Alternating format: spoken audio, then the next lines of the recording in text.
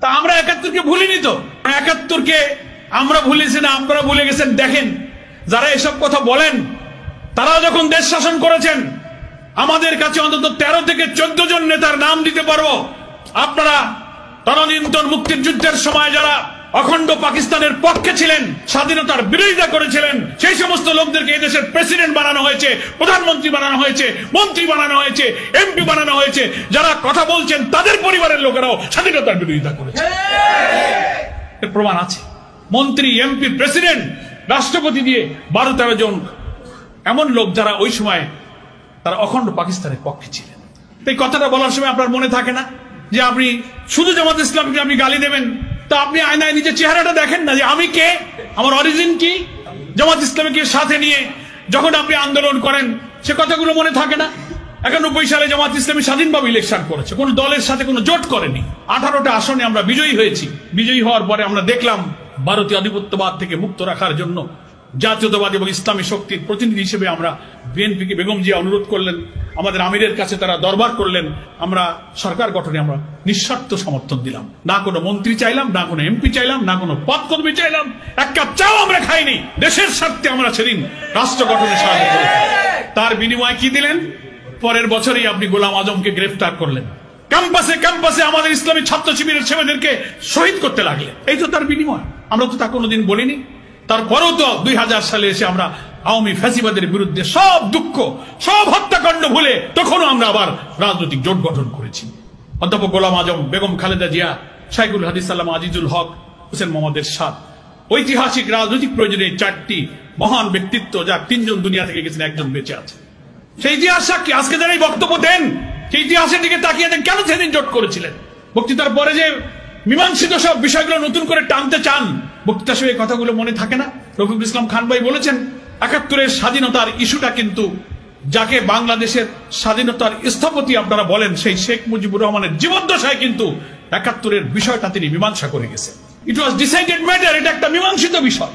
সিমলা চুক্তি, ত্রিদেশীয় চুক্তি, তখন ভারতের পররাষ্ট্রমন্ত্রী ছিলেন শরণ সিং, পাকিস্তানের পররাষ্ট্রমন্ত্রী ছিলেন আব্দুল আজিজ, বাংলাদেশের পররাষ্ট্রমন্ত্রী ছিলেন doctor Kamal Hossain.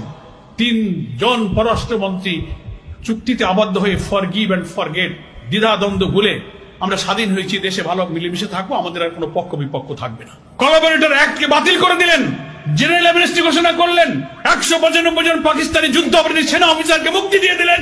73 war crime tribunal অ্যাক্টের আইন করলেন। যারা সেনাবাহিনীর যোদ্ধা করেছে, যুদ্ধর সাথে যারা জড়িত, তারাই ছিল সেদিনকার যুদ্ধ অপরাধী।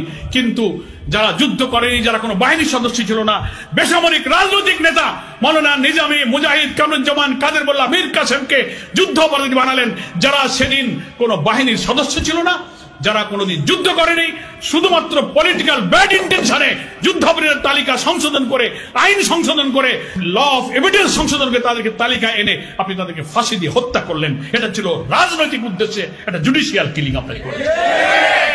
আমি এগুলো আজকে বলতাম না।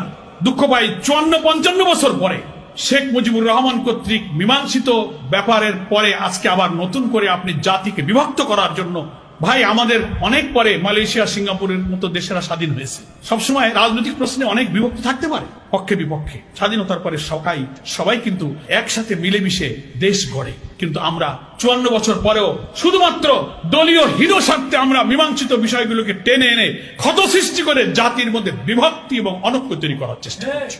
এই জাতিকে গড়া যাবে না। এই জন্য আমরা বলি, জুলাইয়ের গণ অভ্যুত্থানে যে জাতীয় ঐক্যের ইস্পাত কঠিন নমুনা আমরা দুনিয়াকে দেখিয়েছি, আসুন সেই জাতীয় ঐক্যের ভিত্তিতে আমরা এই দেশটা আর একবার গড়ার জন্য পরিশ্রম করি, প্রচেষ্টা চালাই। ফ্যাসিবাদ বিরোধী সংগ্রামের সকল রাজনৈতিক দলের কাছে আমার আকুল আবেদন থাকবে, আসুন নিজেদের এই বিভেদ বিতর্ক টানার দরকার নাই। আপনি যখন দাঁড়িয়ে এই পুরানো ইস্যু নিয়ে কথা বলবেন জামাত ইসলামের বিরুদ্ধে, আয়নায় দাঁড়িয়ে আপনি আপনার রাজনৈতিক ইতিহাসটা একটু দেখবেন। আপনার মুরব্বীরা কি বলে গেছেন? তারা জোট করার সময়, রাজনীতির সময়, ভোটের সময়, সরকার গঠনের সাহায্যের সময়, রাষ্ট্রপতি নির্বাচনের সময়, আন্দোলনে একসাথে হাতে হাত ধরে গুলির মুখে জীবন দিয়ে যখন লড়াই করেছেন, তখন এইসব পুরনো কথা মনে ছিল না। এই কথাগুলো আয়নায় দাঁড়িয়ে একটু ভাববেন। আমরা সব রাজনৈতিক নেতারা বক্তৃতা করার সময় একটা নীতিগত কথা বলে থাকি, ব্যক্তির চেয়ে দল বড়, দলের চেয়ে দেশ বড়, বলি না? এই কথাটা বলার সময় আমরা বলি, কিন্তু কার্যত দেশের চেয়ে দল বড়, দলের চেয়ে ব্যক্তি বড়, কথা কাজে কিন্তু সেটাই এখন অনেকেই দেখাচ্ছেন। একথা কেন বলেন? আমি বলবো হ্যাঁ, দল ভিন্ন হলে ভিন্ন ভিন্ন মত থাকতে পারে, কিন্তু জাতির ন্যাশনাল কিছু কমন ইস্যু তো আছে। আমার স্বাধীনতা, আমার অখণ্ডতা, আমার আধিপত্যবাদ বিরোধী চেতনা, দুর্নীতিমুক্ত সমাজ, সততা, ন্যায়নিষ্ঠবাদ, সাম্য, সামাজিক সুবিচার, ন্যায় নীতি রাষ্ট্র প্রতিষ্ঠা। এ ব্যাপারে তো কোনো দলের মধ্যে দ্বিমত নাই। আমরা এই জায়গায় এক থাকি। চট করে কিছুদিন পর, যতদিন, ওই যে আমি আবার বলেছি, যতদিন আমি আপনার সঙ্গে থাকি তখন আমি আপনার সঙ্গী, যেই থাকি না সেই জঙ্গি। এই স্লোগানটা ভুলে যান। এখন আর এই 54 বছর পরে এই নতুন নিউ জেনারেশন আপনার এই ভাঙা রেকর্ড বাজালে এই গান আর এই জাতি শোনে না। এটা মানুষ আর খায় না। ওরাই তো দেখেছে 91, ওরা 2001 দেখেছে, ওরা দেখেছে। এগুলো পুরনো গান আর মানুষ শুনতে চায় না। ওই গাজী কালু, চম্পাবতী, সিরাজউদ্দৌলার গানের রেকর্ড শুনতাম ছোটবেলায়। এখন ওই গান বাজালে কি নতুন প্রজন্ম শোনে? এখন নতুন গান বাজান, ওই পুরনো গান আর এই জাতি শুনতে চায় না। এ কথাগুলো বলতে আমার দুঃখ লাগছে। কোনো ইস্যু যেন উস্কে না দিই, এটা আমাদের খেয়াল রাখতে হবে। যিনি বক্তৃতা করবেন তিনি তার প্রিভিয়াসটা নিয়ে ভাববেন। আমি, আমার পরিবার, কাদের সাথে আমার বন্ধুত্ব, কাদের সাথে রাজনীতি করেছি, তখন কি ব্যাখ্যা দিয়েছি, এখন আবার আরেকটা কি ব্যাখ্যা দিই। এগুলো তো সব আওয়ামী চরিত্র। আওয়ামী লীগের লোকেরা এইসব ইস্যু টেনে এনে আলেম ওলামা, হাজার হাজার লোককে কারাগারে ঢুকিয়েছে। আলেম ওলামা, পীর, মাশায়েখ সমস্ত ব্যক্তিদেরকে ফাঁসি দিয়েছে, জঙ্গি বলেছে, মুক্তিযুদ্ধের ইস্যু টেনে এনেছে। যখনই ভারতীয় আধিপত্যবাদী আগ্রাসের বিরুদ্ধে আমরা কথা বলি, বলে এরা জঙ্গিবাদ। সেজন্যই তো এই যে তুলসী গ্যাবার্ড, মার্কিন যুক্তরাষ্ট্রের যিনি ইন্টেলিজেন্সের চিফ, ইন্ডিয়া এসে কথা বললেন আর ভারতীয় গণমাধ্যম ফলো করলো। সংখ্যালঘুরা তাদের ভাষায় নিরাপদ নয়, একটা ট্রাম্প কার্ড চালায়